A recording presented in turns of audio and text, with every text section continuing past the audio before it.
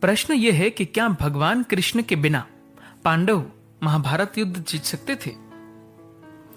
देखिए, इस प्रकार के प्रश्न रामायण और महाभारत के विषय में अनेक बार किए जाते हैं, जो उचित नहीं है और इसके ठोस कारण भी है। रामायण, महाभारत या अन्य पौराणिक कथाएं त्रिदेवों की लीला मात्र होती है। यह प्रश्न अवश्य किया जा सकता है कि इन लीलाओं का औचित्य क्या है। इसका उत्तर यह है कि प्रत्येक लीला के पीछे ईश्वर द्वारा लोक कल्याण छिपा होता है।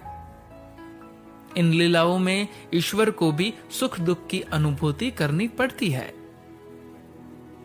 रामायण, महाभारत आदि कथाओं में जितने भी पात्र रहे हैं, वो किसी न किसी देव, गंधर्व, यक्ष आदि के अवतार रहे हैं। श्री राम अथवा श्री कृष्ण जिनके भी साथ या विरुद्ध रहे हो, वो उनके ही अंश है। यदि आपने भगवत गीता एक बार भी पढ़ी है, तो इस प्रश्न की निरर्थकता आप स्वयं समझ जाएंगे। श्री कृष्ण का जन्म ही धर्म की स्थापना के लिए हुआ था।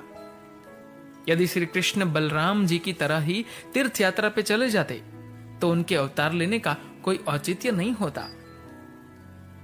मान लेते हैं कि श्री कृष्ण के बिना ही युद्ध होता, तो भी इस युद्ध में पांडवों की जीत निश्चित थी, क्योंकि धर्म और अधर्म के युद्ध में सदैव धर्म की जीत हुई है। दुर्योधन ने युद्ध मात्र कर्ण के भरोसे करने की ठानी थी, जिन्हें तो श्राप मिल चुका था कि वो अपने जीवन के मुख्य युद्ध में अपनी युद्ध विद्या भूल जाएंगे।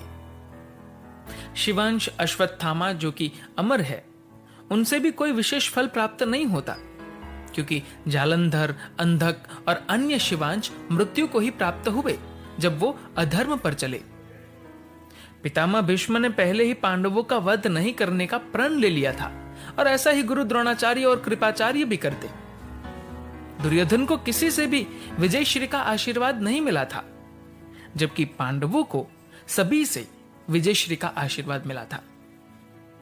श्री कृष्ण के कहने पर अर्जुन पहले ही मां दुर्गा का आशीर्वाद ले चुके थे।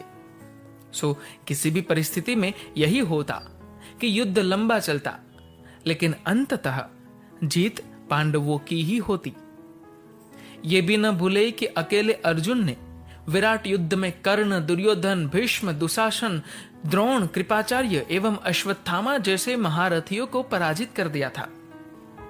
यदि हम किसी भी पौराणिक कथा को अच्छे से पढ़े, तो इस प्रकार के प्रश्न मन में नहीं आएंगे। धन्यवाद।